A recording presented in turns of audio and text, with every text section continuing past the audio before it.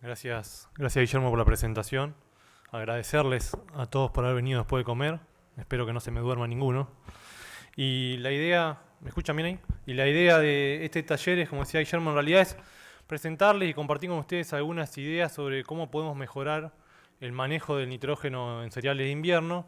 La mayor parte de la información que yo les voy a presentar es generada y validada en el sudeste bonaerense, ambientes de alto potencial de rendimiento, pero como en todas las zonas, y en general, en este año en particular, hemos tenido problemas de calidad comercial con bajo contenido de proteína, que no es algo novedoso, sino que viene pasando ya hace años. Este año se agudizó un poco más.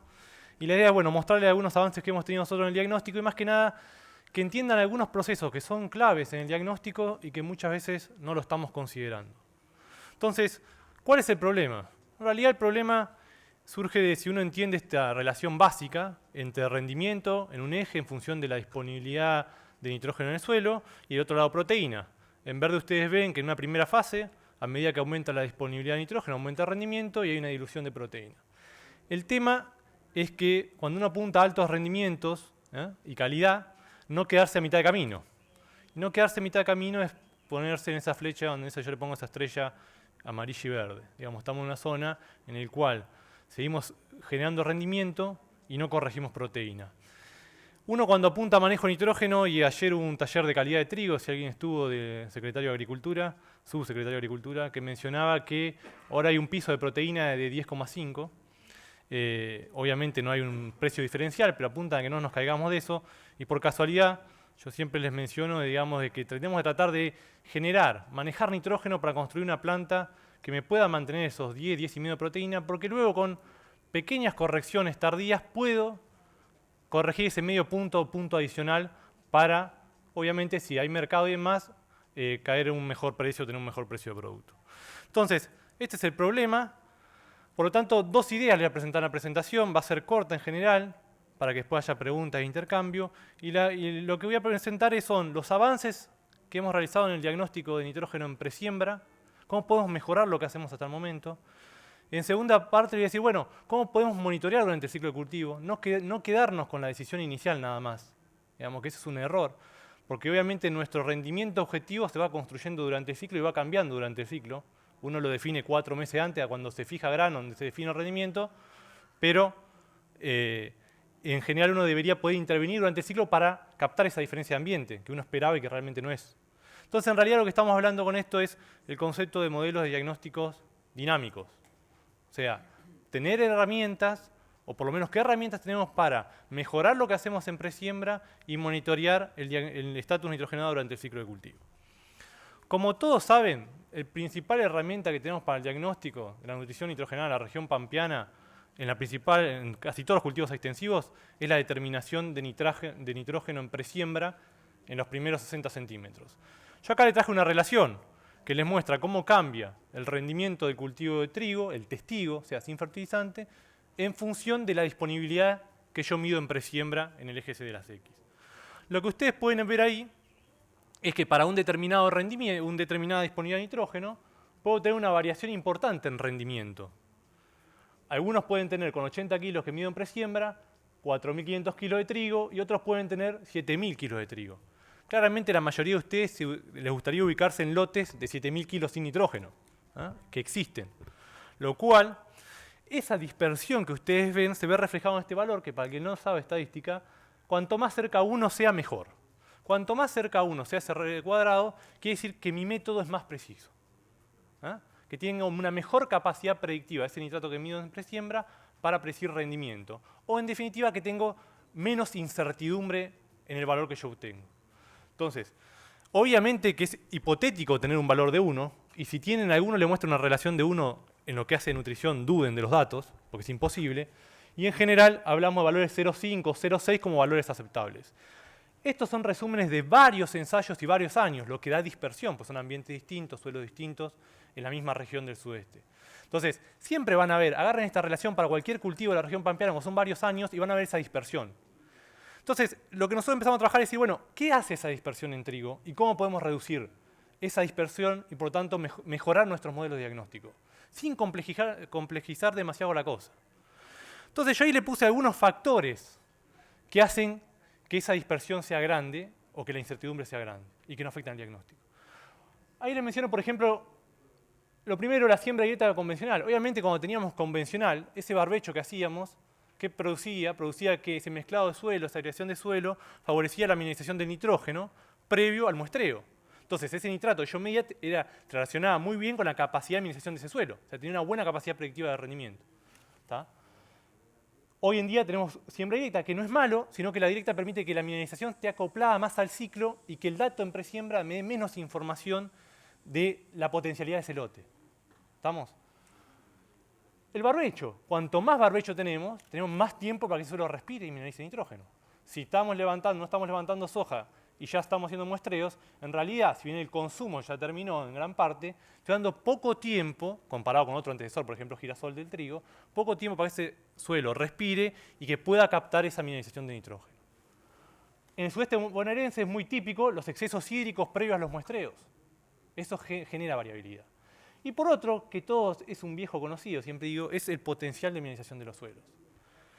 ¿Cómo juega esto? Y en esta relación yo podría tener suelos con alto potencial de mineralización y suelos con menor potencial de mineralización. Porque yo estoy diciendo que solamente con lo que mido en presiembra hay lotes que me rinden esto. De algún lado tiene que venir el nitrógeno en una gramínea, no fijan por ahora. Y no creo que fijen porque no es negocio para las empresas de fertilizantes. Así que de algún lado tiene que venir. Entonces nosotros nos planteamos, bueno, ¿cómo podemos mejorar esto? Esto es un trabajo ya de 7 años, en forma conjunta, como les mencionó Guillermo, con el grupo desde el laboratorio y en forma conjunta con el grupo de fertilidad de la Unidad Integrada Balcarce. ¿Cómo podemos mejorar esto? Y en realidad para eso hicimos una pregunta, no somos ningunos iluminados tampoco. Dijimos, bueno, ¿de dónde toma el nitrógeno las plantas sin fertilizante nitrogenado? Todo esto que yo les estoy mostrando es dejando de lado que no tengo problemas ni de fósforo, ni de azufre, ni de ningún otro nutriente, y son las condiciones bajo las cuales se realizan los ensayos. Estoy enfocado solamente en nitrógeno. ¿Tá? Entonces, claramente hay dos fuentes. Si yo hago un cultivo sin nitrógeno, ¿de dónde lo va a tomar? Del que tengo acumulado en presiembra y del que aporta por mineralización del suelo. El que tengo acumulado en presiembra lo mido. Es el nitrato que yo mido con el muestreo de suelo en presiembra. Ahora, el que mineraliza ese suelo, ¿cómo lo cuantifico? Estimaciones a partir de, por ejemplo, de materia orgánica, como muchos habrán aprendido en la facultad, hoy en día son prácticamente obsoletas, le diría, porque hay estimadores mucho mejores que eso. ¿Tá? Estamos hablando un pool muy chico, lábil, de un total así de materia orgánica, en realidad no tiene ningún sentido. Entonces, durante varios años se empezó a trabajar y decir, bueno, ¿por qué no podemos estimar esa mineralización de una forma fácil, práctica y que lo puedan desarrollar los laboratorios de rutina y que además me sumen el diagnóstico? Porque pueden ser muy prácticos, muy fáciles, pero después no me sirve de nada. No me reduce ese riesgo del modelo. Y ahí surge el concepto de NAN, que habrán escuchado nombrar, el nitrógeno incubado en anaerobiosis, que es un estimador del aporte de nitrógeno por mineralización del suelo. Es un estimador de las fracciones lábiles de nitrógeno orgánico que van a aportar nitrógeno por mineralización durante el ciclo de cultivo. Acá no está metido el efecto del antecesor. Otro aspecto que si alguno fue ayer al taller de maíz tardío mencionaba como importante en los modelos diagnósticos, el efecto del cultivo antecesor. ¿Tá? Nitrato inicial, lo que yo veo, lo que mineraliza el suelo y para atrás el efecto del cultivo antecesor. Ahora bien, cuando en los modelos, ¿me siguen hasta acá? ¿Vamos bien? Cuando en los modelos tradicionales de nitrato en presiembra sumamos el aporte de la mineralización estimada con el NAN, lo que vimos fue, usando este índice combinado, fue esto, que ese R cuadrado, eso que me medía la incertidumbre de los modelos, fíjense qué pasó, de explicar el 28 al 62%. Ese mismo set de datos que les mostré, la dispersión es mucho menor. O sea, que la incertidumbre del modelo es menor, por lo tanto, el ajuste de la dosis de nitrógeno que yo voy a hacer es mucho más precisa. Tengo mucho menos error. Te dirán, bueno, esto es muy lindo, pero a ver cómo se ve en la práctica. Yo acá les muestro un ejemplo en el cual planteo un rendimiento de trigo de 6.000 kilos, ¿tá? Yo quiero producir como rendimiento objetivo 6.000 kilos de trigo, una disponibilidad inicial de nitrógeno de 60 kilos, a unos 60 centímetros, o sea, voy, me dio eso, y el antecesor girasol para sacar el efecto antecesor. Y lo que le voy a mostrar los resultados de cómo impacta un lote que tengo más o menos mineralización, que puede ser ambiente dentro de un mismo lote o lotes continuos, sobre la dosis de nitrógeno, que es lo que en definitiva uno quiere ver. Y esto es lo que pasa. A medida que aumenta el potencial de mineralización, medido, estimado con el NAN, disminuye la dosis de nitrógeno. ¿Tá? Y acá me puedo citar, en ambientes, por ejemplo, con escasa historia agrícola, con alto potencial de mineralización, yo siempre digo, digamos, después de una pastura todos sabemos, bien manejada, que tenemos que aportar menos nitrógeno. ¿Cuánto menos? Esa es la pregunta. ¿Cómo estimamos eso? ¿Cómo medimos el efecto de la historia agrícola y le ponemos nuestros modelos de diagnóstico? ¿Tá? Que no solo impacta sobre la dosis y el rendimiento, sino también sobre la calidad de ese grano. ¿Estamos? Y por el otro lado puedo tener un lote con historia agrícola continua. Entonces fíjense que en los modelos tradicionales famosos de 30 kilos por tonelada de grano, yo considero una minimización promedio, o sea, me paro en el medio. Y si me paro en el medio de mis condiciones la voy a pegar. El tema es si me estoy con lotes más descansados o con mucha historia agrícola. ¿Qué pasa si un lote estoy descansado? Y ese lote que estoy descansado, si no me cambia el rendimiento de ese año por una mejor condición, voy a tener una mejor proteína. Si el lote en realidad tiene una mayor historia agrícola que la media de la región, mineraliza menos, ¿qué va a pasar? Primero, va a diluir proteína, por el gráfico que yo les mostré inicialmente. Y segundo, voy a empezar a perder rendimiento. ¿Estamos? Acuérdense que tener 9% de proteína no es solamente la penalidad de un bajo contenido de proteína en grano, sino que ya perdí rendimiento. ¿Está? No es solamente tengo baja proteína. Si tengo 9%, quédense seguros que ya perdí rendimiento además. El cultivo siempre fija primero granos y después construye la proteína del grano. ¿Está? Entonces, si ustedes entienden este razonamiento, digamos, los modelos actuales que usamos consideran solamente la disponibilidad inicial que yo tengo de nitrógeno y una minimización promedio. ¿Podemos mejorarlo? ¿Bajar la incertidumbre? Sí, midiendo minimización, estimándola de alguna forma. Bueno, esto es lo que yo les muestro para trigo. Similares resultados los tenemos también para maíz. Ahora, imagínense esta condición. Yo definí mi dosis de nitrógeno a aplicar en función de mi rendimiento objetivo en presiembra. Midieron nitrógeno en presiembra, midieron mi NAN, estimaron sus rendimientos, calcularon una dosis. Ahora, ¿tengo herramientas para poder intervenir durante el ciclo de cultivo y poder captar esa diferencia, esa mejora en la condición del año o mejora en condición de precio que me pide otra cosa al mercado? ¿Cómo puedo hacer eso? ¿Cómo puedo intervenir durante el ciclo? Y otro viejo conocido, en realidad, que les voy a mostrar acá, pero lo fundamental, yo siempre digo, la tecnología de procesos más barata que tenemos es dejar esto que son las franjas de referencia. Una franja de referencia es una franja sin limitaciones de nitrógeno. ¿Cómo la construyo? Cuando hago la primera pasada de nitrógeno, o la única pasada que hago de nitrógeno, hago una franja en algún lado del lote que tenga 2 o 3 pasadas esa dosis. O sea, agarro la fertilizadora y digo, pase 3 veces. ¿Y por qué hago eso?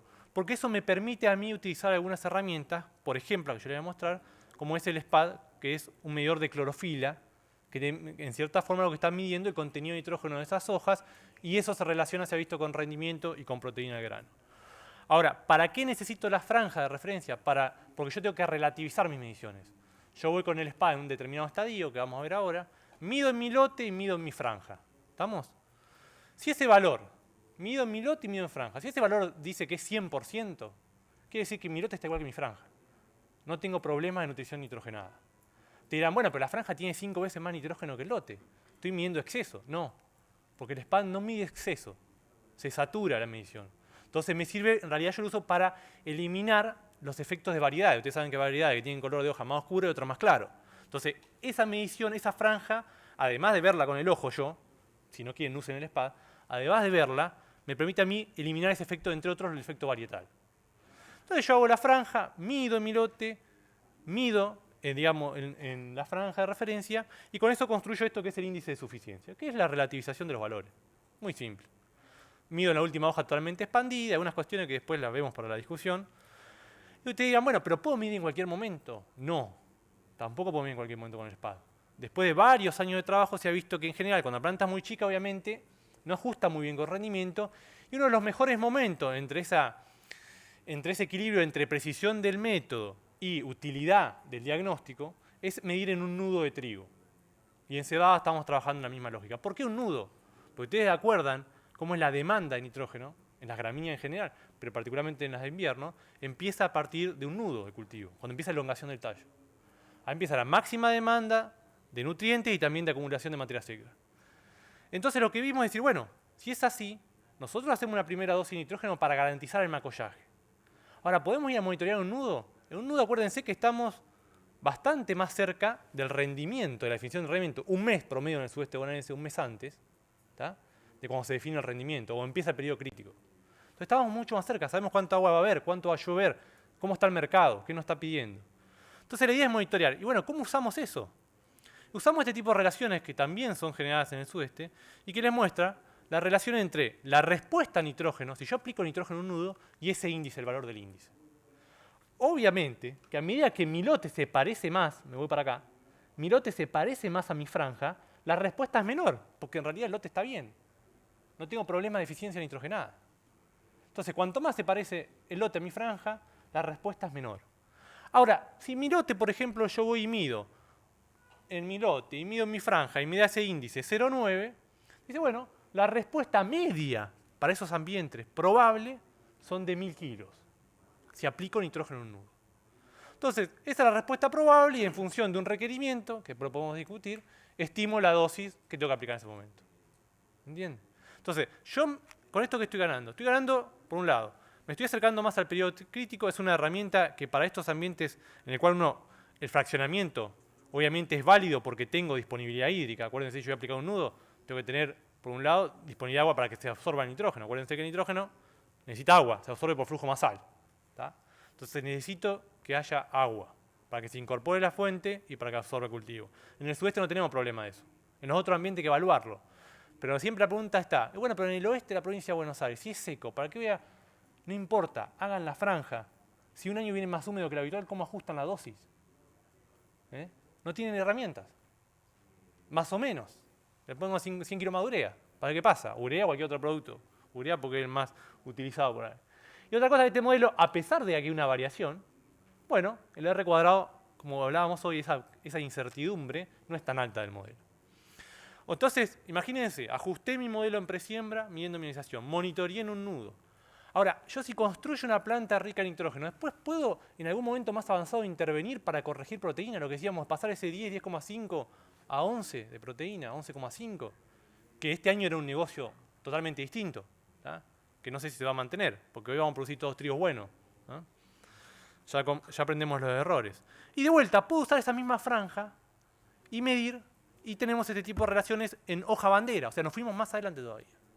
Un mes después casi de un nudo, o 20 días después de un nudo. Y fíjense que esta relación que les muestra, que a medida que mi lote se parece más a mi franja, mi proteína en grano aumenta. Con un ajuste muy bueno. ¿Ah? Pero obviamente estoy mucho más cerca de lo que pasa con la proteína en grano cuando voy a hoja bandera. Estoy ahí muy cerca. Entonces, ¿qué les muestra esto? Si mi índice es 0,95, mi proteína estoy ahí. Estoy al 10%. Ahora, yo puedo... Por ahí voy y me da que estoy por encima del 95%. O sea, estoy en este rango. Tengo una variación. Pero en promedio mis notas van a estar por encima de ese 10%. Digo ese 10% para no caerme el precipicio de una forma y estar perdiendo rendimiento. Ahora, con una aplicación en ese momento, ¿cuánto puedo corregir de proteína? Y volvemos al gráfico inicial del problema. No puedo corregir más de 1% en promedio. Y eso es así en todas las redes que hay de trigo y en todas las redes que hay en cebada. En promedio, a lo mejor en los casos, puedo corregir un punto. Si yo no hice bien las cosas hasta ese momento, parte de ese nitrógeno va a ir a grano. Entonces, va a ir a construir más grano, va a fijar más grano, por más que vaya en hoja bandera. No en gastar de si el cultivo tiene deficiencia de nitrógeno y si tiene agua para absorber ese nitrógeno. Ahora, si yo hice bien las cosas de inicio, desde el diagnóstico en presiembra, el monitoreo, y bueno, yo con esta inyección adicional puedo garantizarme no caerme. No caerme y tener una proteína de arriba de 11% por lo menos, siempre y cuando hice bien las cosas antes. ¿Tá? Acuérdense eso. Lo importante en el manejo de la nutrición de los cultivos es conocer la oferta, qué factores dominan esa oferta, cuáles son las fuentes de nitrógeno, cuál es la demanda, cómo es la acumulación en el tiempo, cómo es la partición de su nutriente de planta y los factores que afectan a eso. Los ciclos, como yo siempre, los ciclos de nutrientes, usted agarra un libro de la facultad, cualquier libro, siempre son los mismos. Lo que se ha avanzado es estudiar los procesos de esos ciclos y cómo actúan y cómo influyen los factores que gobiernan esos procesos. Entonces, si uno entiende eso, no importa dónde estén ubicados, van a manejar bastante bien la nutrición. Lo importante es que se queden con eso, ¿no? En síntesis, y no los aburro más para las preguntas. Como mensaje, hay que empezar a medir mineralización. Hay que empezar a medir mineralización. No todos los suelos mineralizan lo mismo. Es algo lógico, pero hay que ponerle número. Tampoco es que salgan a muestrear y hacer mineralización en todos los lotes. Yo trabajo para un laboratorio de análisis de suelo y siempre decimos que no hace falta gastar plata en cosas que no sirven. Si tienen todos los ambientes que son iguales, ustedes saben que son iguales en su campo, tienen la misma extrema, bueno, agarren 2 o 3 y empiecen a ver cuánto aportan por mineralización esos ambientes. Una vez que definieron eso, no hay que medirlo todos los años tampoco. Segundo, fraccionamiento de nitrógeno. Si estamos pensando en cultivos bajo riego, en ambientes húmedos como el sudeste, o en cebada con buen potencial, el fraccionamiento, digamos, es prácticamente indiscutido. Si uno podría trabajar, ir dándole nitrógeno a medida que el cultivo lo necesita, sería la máxima eficiencia que podría obtener. Sincronizar oferta con demanda. En ese sentido, la mineralización siempre está más acoplada a la demanda del cultivo que el nitrógeno que yo mido en presiembra. Entonces, el planteo de fraccionamiento es fundamental en estas condiciones. Por otro lado, empiecen a usar las franjas de referencia, o sea, franjas sin limitación de nitrógeno. ¿En todos los lotes lo tengo que hacer? No. Si todos los lotes míos son iguales, por lo menos hagan lotes con distinta variedad. Y si no tienen SPAD o cualquier otro sensor de transmitancia o que mide clorofila, ¿tá? Bueno, usen el ojo. Si usted ve una diferencia ojo, es porque ahí tienen serios problemas. Siempre digo. El problema es cuando están en la zona más fina de ese índice de suficiencia. Pero háganse la costumbre y mucho mejor si en esa franja ustedes pueden medir rendimiento y si pueden medir proteína al momento de cosecha. ¿Tá? Y por otro, que no es un detalle menor, es que yo hablé de nitrógeno, pero no es solo nitrógeno. Nosotros estamos acostumbrados a hablar, los que trabajamos en nutrición, nitrógeno, fósforo y azufre, y en realidad lo que hay que ver son las interacciones entre los nutrientes. Yo acá me concentré en nitrógeno, pero ustedes pueden manejar muy bien el nitrógeno. Pero si después usan una dosis homeopática de fósforo, no sirve de nada. ¿Tá? Digamos, como siempre digo, ustedes si manejan más o menos el nitrógeno, después les pueden aplicar azufre, cobre en floración en cebada, lo que quieran. Pero si manejan más nitrógeno, digamos, es la ley del mínimo. El principal nutriente que limita la productividad de las gramíneas es el nitrógeno. ¿Ah? Manejemos bien el nitrógeno y después compliquémonos la vida según los ambientes, el diagnóstico que hagamos y demás con los demás nutrientes. ¿Tá? Pero obviamente los principales nutrientes, tanto nitrógeno, fósforo y en algunas zonas de azufre, los tenemos que manejar y pensar las interacciones entre ellos. Bueno, esto es todo. Todo esto que yo les mostré está en la página web del laboratorio y también están los trabajos de grupo de fertilidad. De ahí pueden sacar la información. Tenemos tiempo bastante para preguntas y les agradezco por la atención.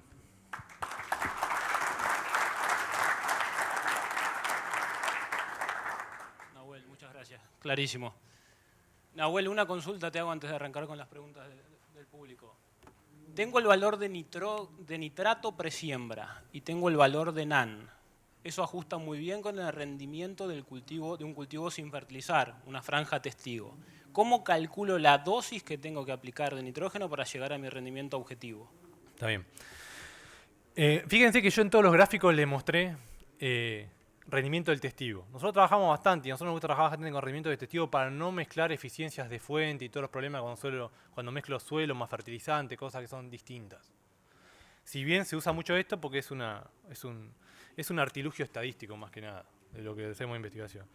Pero la idea es, uno con el nitrógeno inicial y la minerización estima mi rendimiento del testigo, que es mi piso. En ese ambiente, en ese lote, si yo manejo bien la demás nutrición y si tengo agua en condiciones normales, manejo las enfermedades, la maleza y demás, mi piso me va a dar tanto, me dicen estos modelos. Yo ingreso con los datos y me da tanto. Me da, por ejemplo, 4.000 kilos. Ese es mi testigo. Ah, usted dice, no, yo no quiero 4.000, yo quiero 6.000. Ese es mi rendimiento objetivo, 6.000 kilos. Hoy, a la siembra, después por eso yo le digo que puede cambiar durante el ciclo, mi rendimiento objetivo son 6.000 kilos. Ahora, o sea que la respuesta que yo quiero obtener promedio son 2.000 kilos. ¿Me siguen? Ahora, para producir 2 toneladas adicionales, ¿cuánto nitrógeno tengo que agregar? En promedio, lo que hay que agregar, y acá les voy a generar una confusión extra, 50 kilos de N por tonelada de grano. Usted diga, no, pero ¿cómo? Las tablas dicen 30. 30 kilos de N por tonelada de grano es lo que tiene que absorber la planta. En el suelo necesito más. ¿Cuánto más? En promedio, considerando una eficiencia, son 50 kilos y eso es lo que muestra esta red de ensayo. O sea, en promedio, para una condición de proteína media de 10%, en promedio, para cada tonelada adicional, por encima de ese testigo que yo ya le incorporé la mineralización a estimación, necesito 50 kilos más. Entonces, en este ejemplo teórico, serían 100 kilos de N y ahí multipliquen por el producto que ustedes quieran utilizar según más les convenga. ¿Tá? Esa es la forma y es el razonamiento en todos los cultivos. Yo fijo mi piso, veo mi objetivo y estimo mi requerimiento en función de la información que hay. ¿Tá? Bien. Y la última de mi parte. Un mismo valor de N mineralizable, o NAN, indica el mismo potencial de mineralización si yo lo mido en Balcarce, en Dorrego o en esta zona o sur de Córdoba. Un NAN de 40. ¿Me va a aportar el mismo nitrógeno a mi cultivo de invierno? Bien. Eso está buena pregunta. La idea es, obviamente que el pool es el mismo. Digamos, yo mido en todos esos suelos y me da 40. Pero ¿significa lo mismo que tener 40 en Balcarce que 40 en la zona de Venado Tuerto? No, claramente no. ¿Tá? Porque posiblemente el 40 de Balcarce sea un lote que está totalmente degradado. Porque mi valor original, en condición original de esos suelos, capaz es 260 ppm. ¿Se entiende? Y en la zona de Venado Tuerto, por ahí mi valor original sea 40. Relativamente está mejor. Eso por un lado. O sea, ahora, ¿cómo lo contemplo? Bueno, hay que ajustar, como tengo además factores como textura y temperatura distinta y disponibilidad de agua, que son los que juegan la minimización, tengo que tener modelos ajustados para cada zona. Para el caso de maíz, eso tenemos bastante información. Para el caso de trigo, se ha validado hacia el oeste y obviamente la minimización no es, digamos, es menor en general por el tema hídrico, cómo juega, que en lo que pasa en Balcarce. Pero son varias cosas. Por un lado, el tamaño del pool, cómo está protegido, que la textura de ese suelo, y por otro lado, la humedad y la temperatura para ver la tasa de mineralización. Por ejemplo, otra pregunta, que no tiene que ver con gramínea, pero no con invierno. Un pool de 40 ppm, ¿es lo mismo para maíz temprano que tardío? No, claramente que no. Para la misma zona. No es así porque tengo más temperatura y generalmente tengo mejor disponibilidad hídrica en los tardíos. Entonces, es lógico que en esos cultivos tenga menos respuesta a la fertilización, porque el suelo mineraliza más. Tengo el mismo pool, yo medí lo mismo, pero lo que realmente absorbe es mayor en el tardío que en el temprano, o es mayor por ahí en un ambiente con texturas más gruesas, con buena disponibilidad hídrica, que en un ambiente de texturas más finas. ¿Tá? Esas son las cosas que juegan en el modelo. Bien, gracias Nahuel. ¿Preguntas? ¿Se han inclinado siempre por la medición relativa de la franja con el SPAD contra el cultivo, o en la medida que se avance con el conocimiento de variedad y el valor absoluto de SPAD, también podría ser un índice de más precisión? Sí, esa pregunta también es buena, te agradezco. Sale en todos lados. El problema es que son varios. Por un lado, uno debería tener estos modelos para cada variedad. Para cada variedad, porque tiene una diferencia ya genotípico. Es muy difícil de obtener eso. Con algunos otros sensores se ha querido hacer eso. Y en general, toda la bibliografía internacional hasta la fecha usan mediciones relativas y siempre las mediciones relativas dan mejor que la absoluta. Siempre, siempre, siempre.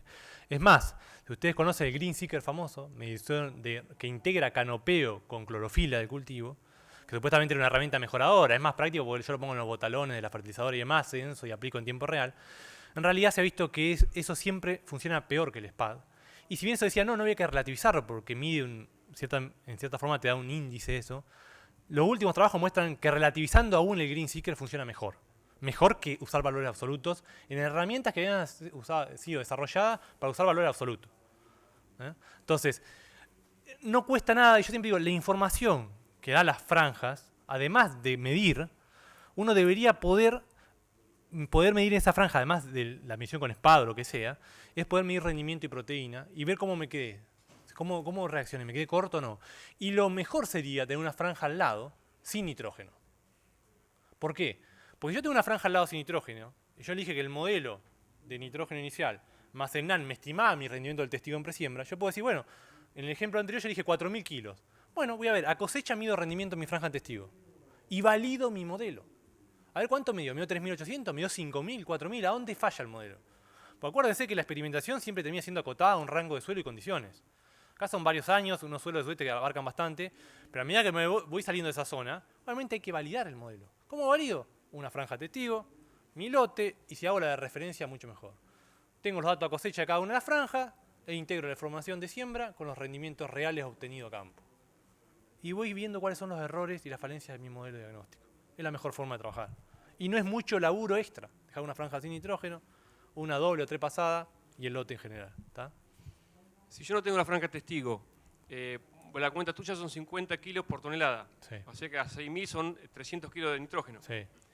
Yo puedo hacer la misma cuenta, o sea, a esos 300 de resto el nitrógeno 0,60 y le resto el NAM y la diferencia lo divido por 50. Es lo mismo. Es lo mismo. Vos y no está pasado nitrógeno ahí. No, o sea, no, porque el razonamiento es el siguiente. Vos tenés que pensar que esa planta por tonelada, por lo que es, cómo es el requerimiento y cómo son las eficiencias, en promedio necesitas 50 por tonelada de grano. 50 en el suelo. En el suelo. Entonces vos decís, bueno, quiero 6 toneladas, son 300 kilos. Esos 300 kilos, antes que decía, le restaba el inicial nada más. Por eso te da muy alto. Pero en realidad no es que restar el inicial, tienes que restar la minimización, porque vos la estás contemplando. Los otros modelos de 30 kilos por tonelada de grano, el pasado, no es que no sirven esos modelos. Como todo modelo, y ayer hubo también un taller de modelo, lo importante es conocer qué está atrás de ese modelo. Porque si no conocemos los procesos que están atrás de ese modelo, cometemos errores. Y los errores que son baja proteína, perder rendimiento y demás. Esos modelos consideran que la eliminación es constante por tonelada de grano. O sea, yo produzco una tonelada, me aporta 20 kilos. La segunda tonelada, otros 20 más. La tercera. Y los suelos, digamos, de hoy no son los de hace 10 años atrás. Entonces, ¿qué pasa? El modelo estima que va a haber una eliminación de 140 kilos de N y en realidad, en promedio puede ser que haya esa eliminación. Pero ahí lo te van a eliminizar más y muchos menos que esa media. Entonces, lo que yo estoy poniendo es valor a eso real para decir, no, no es constante la eliminación. Una verdad de perogrullo. Pero que hay que medirlo y se van a hacer entonces. Entonces, vos tenés esos 300 kilos, empezás a retar. Nitrato inicial, la minimización. Y vas a ver que el valor de dosis a aplicar con el modelo considerando minimización o el tradicional, con la cuenta, olvídate de esto, con la cuenta que vos hacías mental en el Excel y hacían por 30 kilos, va a dar muy parecido si tu minimización es la media de la zona. Va a dar lo mismo, porque el criterio que está detrás del otro modelo es que la minimización es promedio de la zona, es constante. El tema es que muchos lotes están por debajo de la media. Entonces decís, bueno, en años buenos, puede ser que ese lote te alcance la minimización para capturar esa diferencia de ambiente mejorado. Pero ¿qué pasa? Diluye proteína. Es simple. ¿Tá? Y tenemos pocos lotes con pastura. Sí, dirán en Santa Fe, los que vienen de alfalfa, van a ver, midan la minimización, se dan cuenta que es el doble del lote normal de la zona. ¿Tá? Y hagan las franjas testigo. Yo siempre digo, si no están convencidos en una idea, ustedes hagan lo que siempre hacen en su lote y hagan una franja con este modelo. Y después comparen los resultados. Y se van a encontrar en algunas situaciones en el cual, para un rendimiento objetivo de 6.000 kilos, no necesitaban aplicar nitrógeno. Y al lado aplicaron 180 kilos de urea. Y en otros casos van a decir, bueno, en realidad con ese modelo tuve mejor rendimiento y tuve mejor proteína. ¿Tá? ¿Se entiende? Hagan eso, empiecen a hacer esas pruebas en algunos lotes, en algunos ambientes, y empiecen a ver cómo juega eso. ¿Tá? ¿Tenés datos, discúlpame, de NAM en la zona de Venado Tuerto? Sí, hay datos. ¿Qué tenés más o menos? No, digamos, en la zona de Venado Tuerto, Villa Cañas y demás, lo que tenés, los ambientes son más quebrados, las lomas por un lado, las medialomas y los bajos por el otro. Claramente hay una diferencia ahí, si nadie conoce, tenemos unas lomas más arenosas, los bajos, las medialomas intermedias y los bajos de mucho mayor potencial de rendimiento. Hablamos de, si son 6.000 kilos en las lomas de maíz, los bajos 12 o más. Ahí tenemos una diferencia de ambiente, pero por capacidad de almacenaje de agua. Pero si uno mide mineralización, en las lomas el promedio de nitrógeno aeróbico en esos ambientes son 20 ppm y en los bajos son 50-60. Ahora, entonces voy a decir, bueno, pero también tengo distintos rendimientos. El tema es que si vos agarrás todos los bajos de la zona, que uno espera que tengan más o menos el mismo rendimiento objetivo, no todos tienen 40. Algunos tienen 20 y otros tienen 60-70. Entonces, esa es la variación que uno tiene que ver dentro de cada ambiente para ajustar mejor el diagnóstico. ¿Tá? Esa información está en la página web, los trabajos y demás están, y el grupo ha publicado de eso. ¿Tá? Si no, después está mi mail, me escriben y yo se los mando. Bien, gracias. Nahuel, cuando ajustás las dosis de nitrógeno en cualquier zona, digamos, es dosis respuesta, hacer la curva típica para una zona. En el caso mío, la del sudeste de Córdoba. Si tuvieras que hacer con NAN, vos lo haces con los testigos, ¿no lo harías, digamos, para ver cómo ajusta mejor el R cuadrado? O sea, el nitrógeno suelo más fertilizante versus el nitrógeno suelo fertilizante y el NAN. Yo soy medio, digamos, soy medio estricto en esas cosas. No me gusta mezclar muchas fuentes, digamos, lo que son del suelo y lo que uno aporta por fertilizante por eficiencia. Uno lo podría hacer. Lo que pasa es que lo que te permite eso que me estás diciendo vos, o sea, lo que él dice, yo puedo usar el modelo suelo más fertilizante y además más NAN, sí, lo puede usar. Eso la ventaja que te permite es que necesitas menos años y menos información y menos variabilidad, porque la variabilidad se la das con la dosis de nitrógeno, para generar un rango de disponibilidad importante. ¿Entendés? Entonces, si vos decís, bueno, tengo 1 año o 2 años y tengo poco sitio, y bueno, sí, si tenés los nitratos iniciales son muy parecidos y el NAN no te cambia demasiado, y tenés que meter la otra variable para generar ese rango y poder ajustar un modelo. No sería lo único, lo bueno que sería ir generando franjas, información y ajustar con los testigos, lo mejor.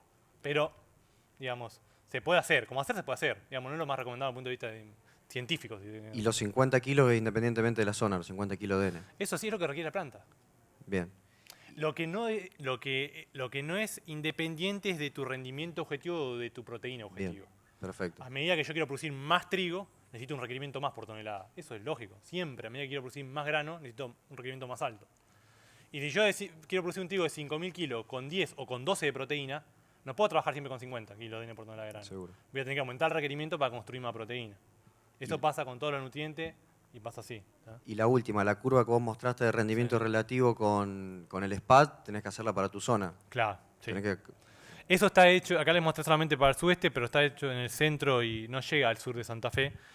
Y obviamente el ajuste es muy bueno, pero lo que cambia es la pendiente, porque obviamente la respuesta que yo tengo en el sudeste, cuando tengo más potencialidad, tengo una mayor respuesta. Pero el ajuste es muy bueno, lo que pasa es que la respuesta en el centro de Santa Fe, en Rafaela, son como máximo 500 kilos. Y en el sudeste les mostré que en un nudo puedo tener 3.000 kilos. Cambia el modelo de ajuste, pero las asociaciones son buenas igual. ¿tá? Nahuel, ¿qué variación interanual puedo esperar en los valores de NAN para ver la frecuencia de muestreo Bien. para un mismo lote? Sí. En general lo que se ha visto, los trabajos que se han realizado para ver la variación temporal de este estimador de administración, de un año a otro no hay cambios. Digamos, no es un pool que se va a ir agotando en el corto plazo. Nosotros lo que recomendamos es, primero hacer como todas las herramientas de diagnóstico, la base, lo principal, es hacer un buen, correcto muestreo de suelo. Si no, después pueden hacer NAN, pueden mandarlo a Estados Unidos, se lo puede hacer el asesoramiento del mejor agrónomo que haya, el mejor especialista, pero si hacen un mal muestreo de suelo, olvídense el resto. O sea, hagan un buen muestreo de suelo. Mañana hay un taller de eso de la asociación, les recomiendo que vayan, que lo da Pablo Marazas, pero es importante eso. Ahora, una vez que, si eso lo tienen salvado, en realidad no hay una versión estacional. Yo podría usar el NAN de este año que lo usé para trigo, para maíz del año que viene que va al mismo lote. Cada 2 años chequearía, cada 2 o 3 años, el valor de ese pool.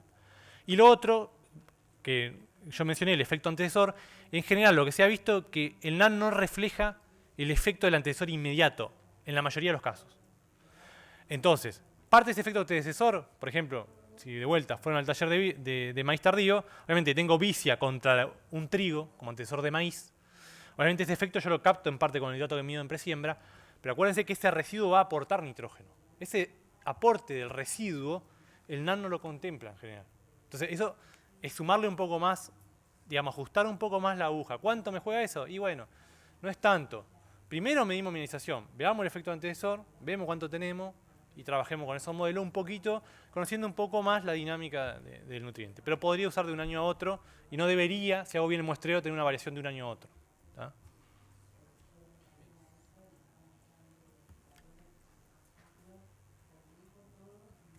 Nahuel, hola. ¿Sí? ¿Escuchás? Mira, yo soy del sudeste y nosotros muestreamos por ambientes. Suelos con tosca. ¿Tenés mucha variabilidad en lo que es los lotes productivos en ambientes altos y bajos?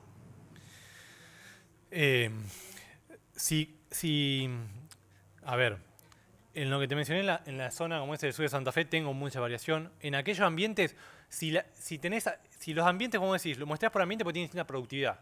Si tienen distinta productividad, digamos, la productividad está dada, si vos dejas franja testigo, está dada una condición de suelo, obviamente, de profundidad efectiva, pero también porque tiene una mejor condición en general. Seguramente los bajos van a tener más materia orgánica, seguramente van a tener mayor potencial de mineralización. Ahora, ¿conviene muestrear por ambiente? ¿Medir NAN por ambiente? Conviene si van a usar dosis variable por ambiente. Si no, no gasten plata. Que hacemos dosis variable por ambiente, Entonces, tanto de fósforo como nitrógeno. Bueno, entonces, en algunos lotes, ustedes dicen, bueno, todos los lotes son más o menos parecidos, todas las lomas o los bajos son más o menos parecidos, pero muestrea y hagan NAN en las lomas y hagan NAN en los bajos. Deberían tener diferencia. A eso voy, hay que llevarte, o sea, hay que hacer muestra de NAN de la tosca. Y lo del mismo que bajo. haces, claro, lo mismo que haces con fósforo, lo haces con los demás. La misma muestra de 0,20, lo que yo le aclaré, NAN se mide en los primeros 20 centímetros, la más profundidad se ha visto que no aporta nada. Entonces la misma muestra que más para hacer fósforo y demás, pide mineralización, o sea, con NAN. Con esto también le quiero decir que en general uno tiende a usar materia orgánica. En realidad la materia orgánica prácticamente está medio desestimada para el diagnóstico, prácticamente diría yo, desde el punto de vista nutricional. Obviamente, si uno no conoce la zona no sabe nada, pero hoy en día la mayoría de las zonas tengo valores de materia orgánica medios, sé más o menos. Es mucho más, yo siempre digo, cuando uno va a alquilar un campo, lo primero que te sabes es cuánto mineraliza de nitrógeno. Porque es el principal costo de producción, además del alquiler. Antes que fósforo yo mediría mineralización y diría, bueno, tengo tanta, ¿Cuál es la media de la zona? ¿Cómo está mi lote? ¿Tengo que aplicar mucho nitrógeno en este lote o no? Porque materia orgánica le puede dar 4, 5, y pueden tener NAN. Con 4 materia orgánica pueden tener NAN de 40 a 80. No le dice nada desde el punto de vista de minimización, le dice muy poco. ¿Tá? Entonces, empiecen a hacer este trabajo, pensar un poquito y ver a ver cómo les da. Bien. Si no hay más preguntas, damos por terminado el taller. Gracias, Nahuel. Creo que quedó todo muy claro.